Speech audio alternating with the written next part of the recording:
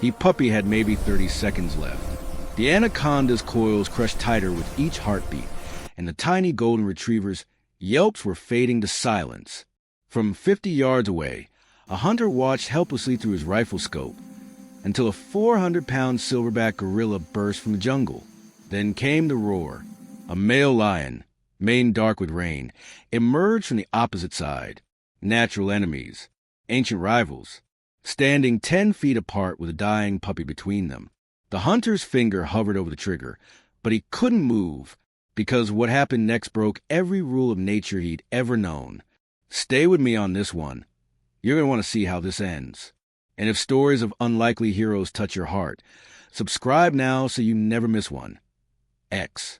Chen wasn't supposed to be there. A wildlife photographer turned reluctant tracker. He'd been hired by a conservation group to locate a rare silverback that had been raiding village crops. His job was simple: photograph, tag, report. But 3 days into the Congo basin, simple had become survival. He trudged through dense jungle, exhausted but determined, his boots sinking into mud with every step. He didn't know he was walking toward a moment that would change 3 lives forever. 2 days before Marcus would witness the impossible, a small puppy named Kito chased a butterfly too far from home. The village children called for him, but the jungle swallowed his golden fur like it swallowed everything else. By nightfall, Kito was hopelessly lost. By morning, he was being hunted. But Kito had something no one could have predicted: 2 guardian angels with fangs. The anaconda hit like lightning. 20 feet of pure muscle wrapped around Kito before the puppy could even yelp. Constrictor snakes don't kill quickly. They're patient. Every exhale tightens a grip. Every breath gets smaller. Kito had minutes at most. His desperate whimpers echoed to the jungle canopy, a sound that would reach ears no one expected. In nature, gorillas and lions occupy different worlds. Gorillas rule the forest canopy. Lions command the savanna's edge. They don't meet. They don't cooperate. They certainly don't care about each other's problems. But that morning, something ancient stirred in both of them: the sound of Innocence dying.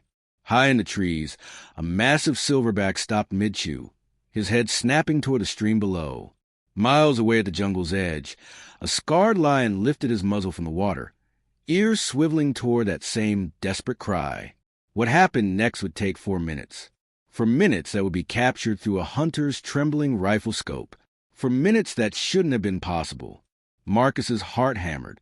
Through his scope, he watched the silverback, a 400-pound male called Macumba by locals, crash through undergrowth toward the stream. Then movement from the left. A lion, male, scarred muzzle. This was supposed to be impossible. Lions didn't live this deep in jungle, but drought had driven him from his territory. Marcus prepared to witness a territorial bloodbath. Instead, he saw something that would haunt him forever. They saw each other, 10 feet apart. The gorilla's chest pounded in warning. The lion's tail lashed, every muscle coiled for violence. But then they both looked down. Between them, a helpless creature was dying. And in that moment, something passed between 2 apex predators. Not words, not thoughts, just understanding, just choice.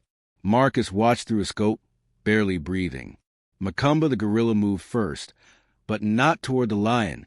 He circled behind the anaconda, massive hands reaching for its tail section. The lion understood immediately. He roared, a deafening sound that made Marcus's ears ring even from 50 yards away. The anaconda's head whipped toward the lion, distracted, loosening its grip for just a second. But the anaconda was far from defeated. What it did next nearly cost them everything. Silence. The anaconda lay motionless. Macumba and the lion stood on either side of Kito, chests heaving, blood on their fur. They looked at each other across the small golden body between them. Marcus held his breath. This was a moment. Would they fight now? Would instinct override everything that just happened? Macumba reached down. One enormous finger, gentle as a mother's touch, nudged Kito's side. The puppy's chest rose. Still breathing. The lion stepped forward, lowered his massive head, and licked Kito once, from tail to ears. Then, without a sound, without a glance at each other, both predators turned and walked away. into different parts of the jungle, back to their separate worlds. The alliance lasted 4 minutes. 4 minutes was enough. Marcus lowered his rifle and walked into the clearing on shaking legs. Kito whimpered when Marcus picked him up, scared, hurt, but alive. Marcus had come a hunt, to track, to tag and report. Instead, he'd witnessed 2 ancient enemies teach him something he'd never learned in 30 years. That mercy doesn't belong to humans alone. That sacrifice doesn't need language. That some bonds transcend every rule we think we understand. Kito recovered. He lives in the village now, loved by everyone, especially Marcus, who visits twice a year. Marcus never picked up a hunting rifle again. Instead, he became one of Africa's most passionate wildlife photographers. And sometimes late at night in the jungle, he swears he hears a gorilla's chest pound and a lion's roar, far apart, but almost like they're calling to each other, reminding each other that once, just once, they chose something bigger than survival. In a world where even natural enemies can find common ground to protect the innocent, maybe there's hope for all of us. If this story moved you, if it reminded you that compassion lives in the wildest places, subscribe to this channel.